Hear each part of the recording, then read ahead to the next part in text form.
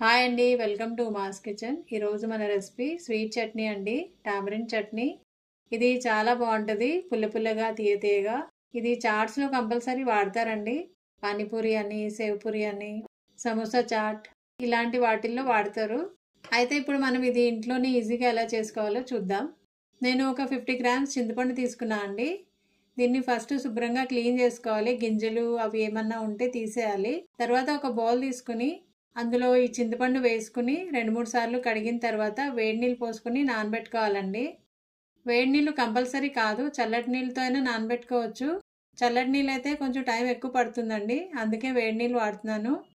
అలాగే నేను 6 డేట్స్ తీసుకున్నా అండి. వాటిలో కూడా గింజలు తీసేసి వేడి నీళ్ళు పోసుకుని నానబెట్టుకోవాలి.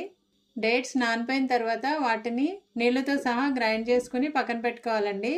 అలాగే చింతపండు నానిపోయిన తర్వాత పులుసు తీసుకుని పక్కన పెట్టుకోవాలి. ఇప్పుడు ఒక స్ట్రైనర్ తీసుకుని మనం గ్రైండ్ చేసుకున్న డేట్స్ ఇంకా చింతపండు పులుసు ఈ రెండింటిని స్ట్రైనర్లో వేసుకుని వడగట్టుకోవాలి.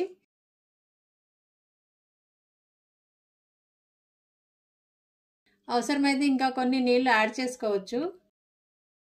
ఇప్పుడు దీన్ని ఉడకబెట్టుకోవాలి. 5-6 నిమిషాలు ఉడికిన తర్వాత అందులో 1/2 కప్ బెల్లం వేసుకోవాలి. బెల్లం అంతా కరిగిపోయే వరకు ఉడకనివ్వాలండి. బెల్లం మొత్తం కరిగిపోయిన తర్వాత అందులో 1/2 స్పూన్ జీలకర్ర పొడి, జీలకర్రని వేయించి పొడి చేసుకోవాలండి. తర్వాత 1/2 స్పూన్ సొంటి పొడి, 1/2 స్పూన్ బ్లాక్ సాల్ట్, 1 స్పూన్ కారం వేసుకుని మొత్తం అంతా ఉండలు లేకుండా కలుపుకోవాలండి. కారం పచ్చివాసన పోయేంత వరకు బాగా ఉడకనివ్వాలి. 4-5 నిమిషాలు ఉడకనివ్వాలండి. ఇంతే అండి, స్వీట్ చట్నీ రెడీ అయిపోయింది. దీన్ని మనం అప్పటికప్పుడైనా వాడుకోవచ్చు, లేకపోతే స్టోర్ చేసుకోవచ్చు అండి.